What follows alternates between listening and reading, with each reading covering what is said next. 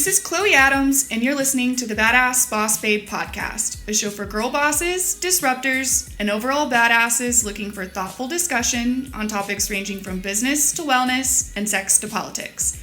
If you like what you hear in this episode, make sure to hit subscribe.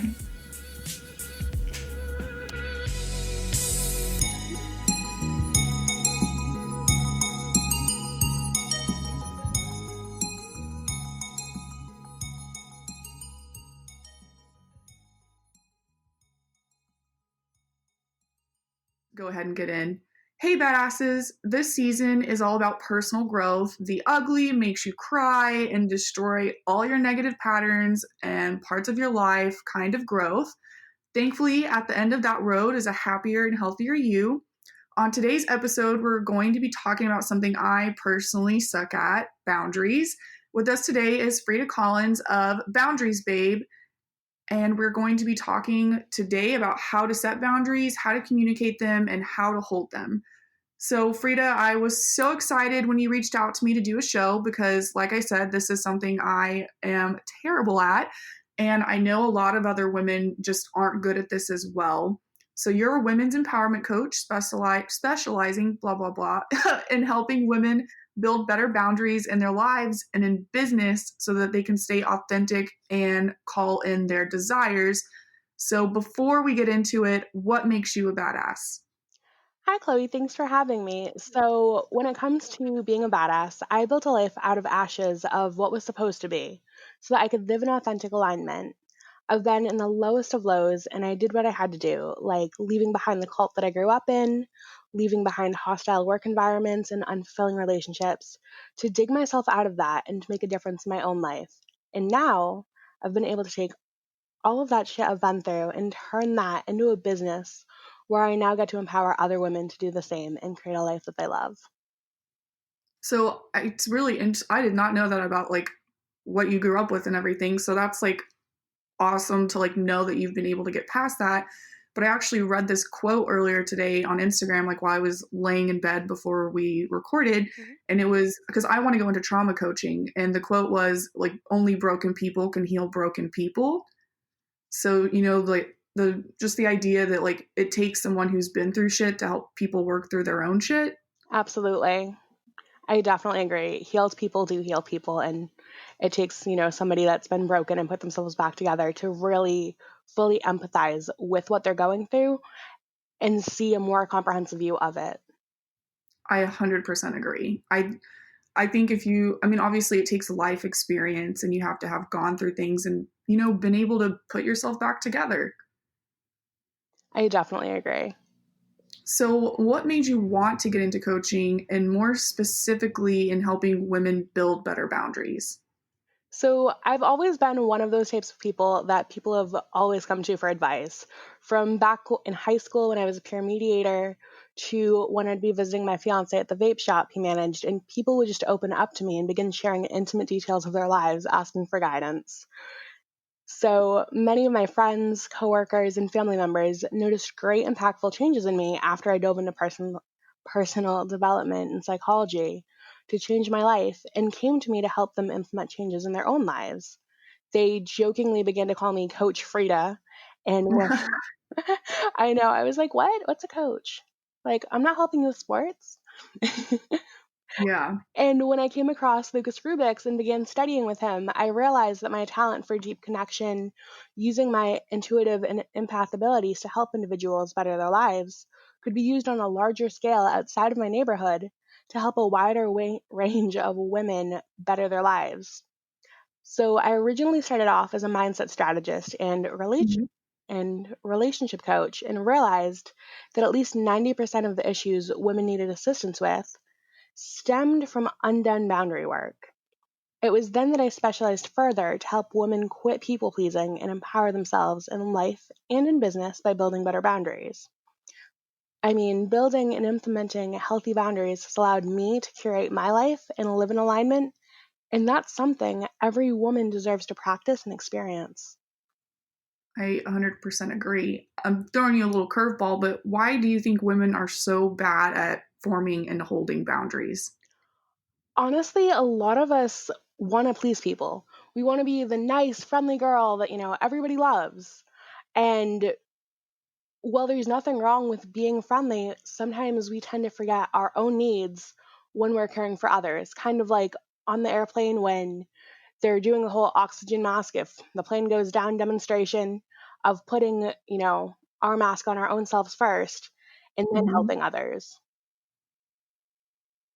Well, and I think too, a lot of it just kind of stems from just culture in general. I think, not only do women are we taught that we should be people pleasers and we're the ones that take care of everyone, so everyone around us isn't okay if we're not putting in the effort to make them okay. But I just think that we're taught that our boundaries and our feelings are maybe less significant or we should like push them back more. Absolutely. There's kind of the cultural expectation of us doing a lot of emotional labor in a lot of relationships. Hmm. So, what are boundaries? So, boundaries are basically personal limits of what we choose to accept or allow in our lives.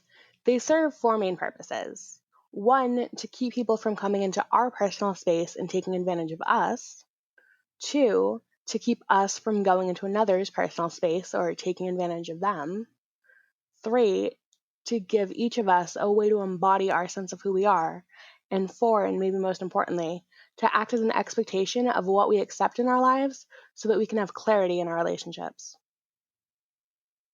So, how can we identify where boundaries need to be placed in our lives? Often, wherever we feel drained, unaligned, or resentful, those are the areas in which we need to reassess and implement boundaries.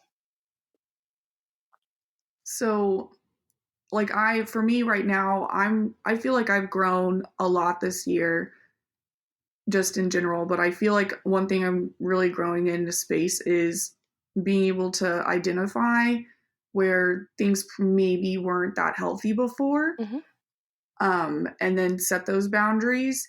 So I think one of the hardest parts, I think maybe identifying where a boundary needs to be placed isn't maybe the hardest part.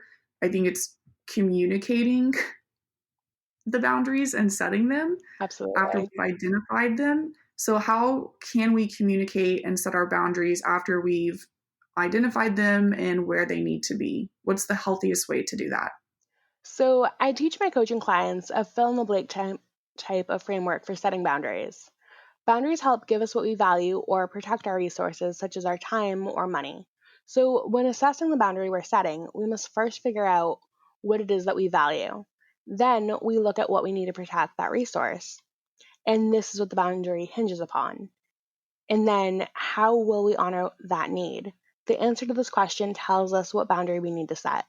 So, for instance, I work with many professional women, and as such, some of my clients are ex workaholics who have renewed their focus on their well being. They value their well being, so they need me time to have fun and relax, as well as time to rest. Yeah. The way in which they honor that need is by not working on weekends or. Can you hear my roommate yelling right now? No, you're totally fine. No, I actually set a rule for myself that I don't answer work emails on the weekends anymore. I don't work on the weekends. Absolutely, especially as an entrepreneur, that's so important. I know, when I began building up my practice, that was something I really struggled with. I was like, but the opportunity is now. I need to do it now. It's like, it can wait till Monday. You're fine.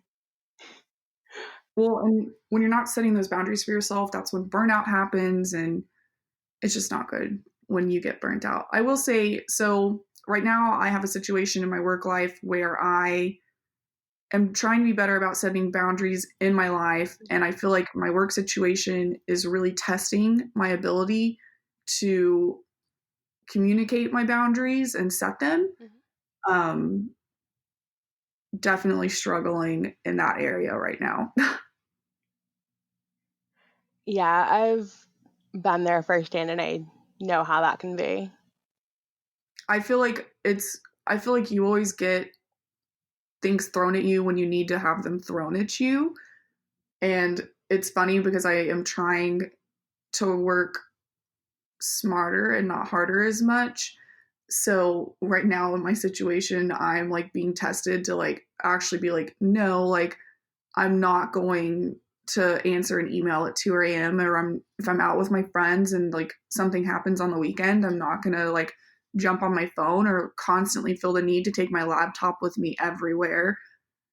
But I am having issues holding that. So what are the biggest obstacles in holding your boundaries after you've set them? So often, getting nervous about disappointing individuals, not feeling as if we have that choice, not being accustomed to saying no, because when we've chosen what we need to value and honor, we can still, have that tendency to not be used to that habit that we're setting for ourselves yet and realizing that we have that choice. Other things that can, really be big obstacles in the lives of my clients are being in an emotionally abusive relationship, such as with a Mhm. narcissist or someone who habitually gaslights you. Being, Definitely have been there.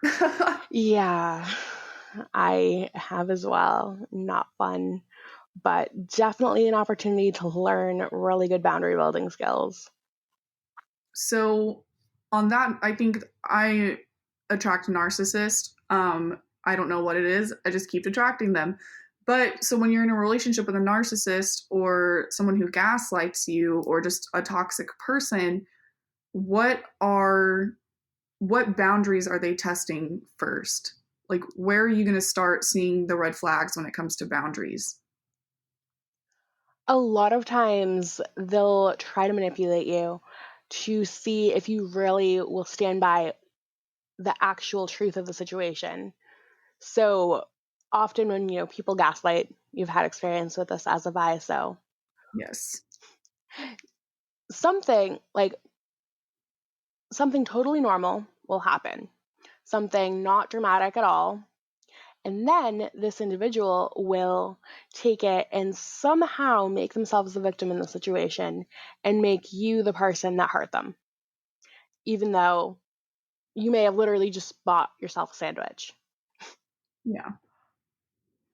So often they're, really testing to see how well your grasp is on what happened and if they're able to manipulate you. So when it comes to these toxic relationships, how do you hold your boundary? Like, how do you communicate them? How do you hold them? Is, I mean, obviously, the better decision is just going to be to cut those people out, but there's not, you can't always cut everyone out of your life when they're toxic or they're not good for you, unfortunately. So, what's the best way to communicate and hold those boundaries? So it definitely all depends on the situation, but oftentimes giving them short answers and ignoring them as much as you can really helps because they'll just like bullies, the less you give them ammunition, the less they have to throw at you. Yes. And that's, been a very important lesson because unfortunately, there are still some, toxic people in my life that I haven't quite been able to shake due to family relationships and whatnot. So, in a healthy relationship or just a more normal one that's not toxic and weird, how can we communicate when our boundaries have been crossed in a healthy way that doesn't jeopardize our growth and health? And when is it just appropriate to cut someone off? Because I am not as much like this anymore. I feel like I'm much better at communicating. But when I was younger, I used to just hold things in, hold things in, hold things in, and then explode. Absolutely. I've been on both sides of that. So Yeah. often when we get upset about the boundary infraction, we want to tell them what's what. And that can result in dramatic word vomit that escalates the entire situation. So I find that sometimes if we're heated and we need to express it, venting to a close confidant first, such as a coach, a fiance, like I vent to my fiance sometimes, or a best friend can be really helpful. We can get it out and separate our relationship needs from the emotional needs of the ego. Yes. And then it's really important to reinforce the boundary when we're in a place of emotional clarity so that we can calmly and assertively implement that boundary.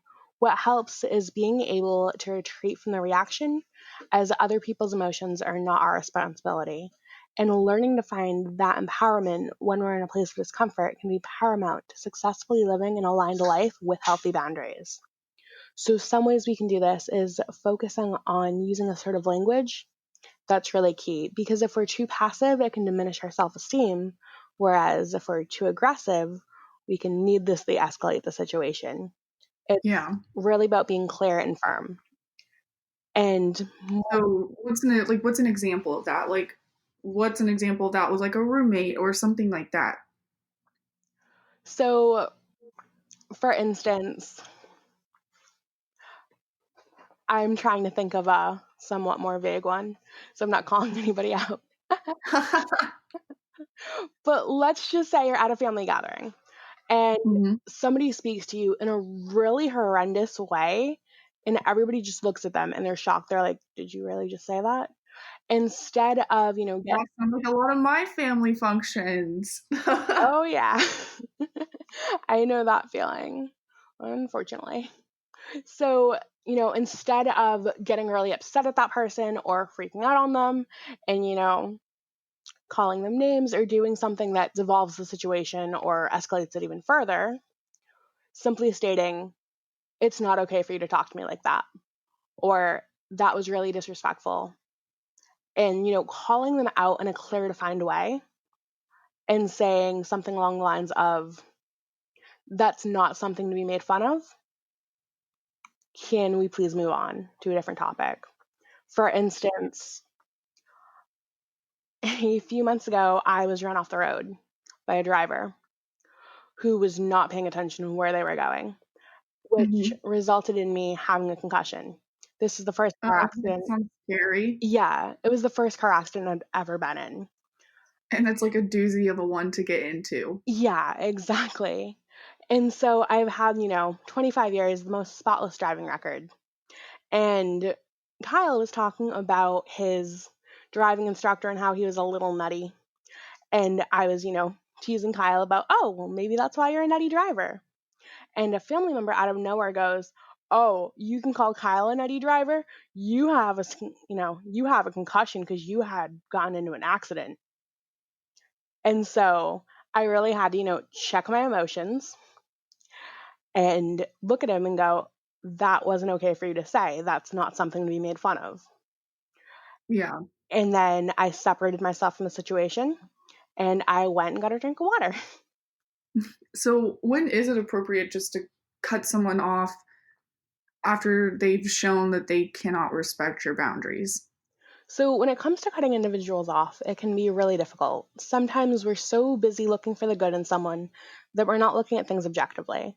And things like Mhm. this can happen, with family members, friends, and in romantic partnerships. So, many of my clients find that it's a lot about the feeling that they give you. Are you excited or apprehensive to get together with them? Do you feel delighted or do you feel drained afterwards? Intuition is really important communication from your highest self.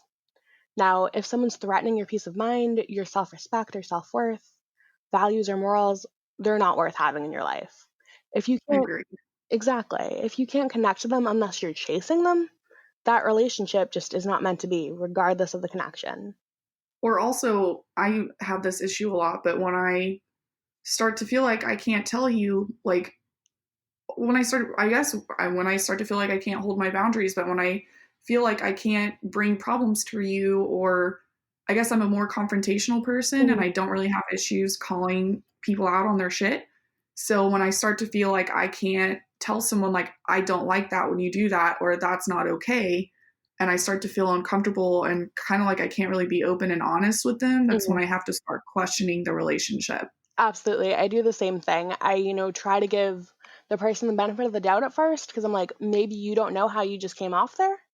But if I, bring somebody a problem in a way that they've hurt me by their, actions or whatever, and they don't respond like, "Oh, I didn't realize that," or, "Oh, I'm sorry," and they actually, meant to do that, or I can't even have that conversation with them in the first place, they're just, irrelevant in my life now.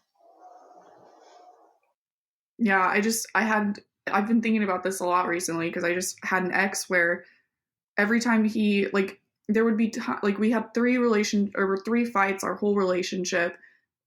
Two of the fights were times that I just said, like, look, like, I don't like that you're doing this, and then it got turned around on me, and all of a sudden I was the bad one, and I just hated him, and I thought he was a horrible boyfriend because I said, like, look, like, when you do this, I don't appreciate it. Mm-hmm. That's definitely gaslighting. But yeah, and just like knowing, like, and I was so proud of myself because in those instances I was able to be like, no, like, this is actually unacceptable behavior, and the fact that you're even acting like this when I come to you with a problem is unacceptable.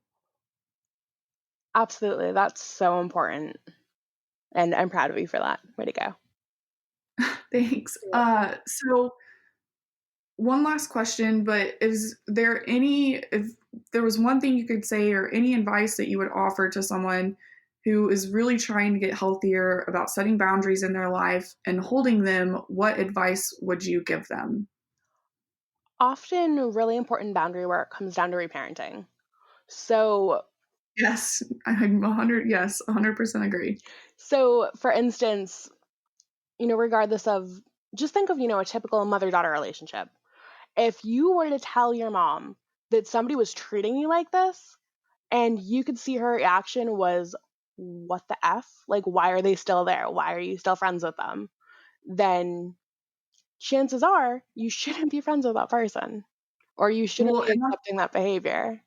or, if having to evaluate your situation and saying, like, would I be okay with one of my friends getting treated like this even? Absolutely. So, badasses, that is all the time we have left with Freda.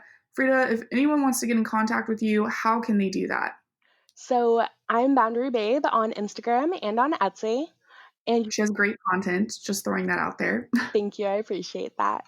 And if you'd like to sign up for, coaching, you can also go to fredacollins.com. It's Freda Collins.com. Again, thank you so much for coming on, and as always, stay badass. Thanks for listening to the Badass Boss Babe podcast. We release an episode bi-weekly, so stay tuned, and in the meantime, follow us on social media at Badass Boss Babe Podcast to get a behind-the-scenes glimpse and more info about the show. As always, stay badass.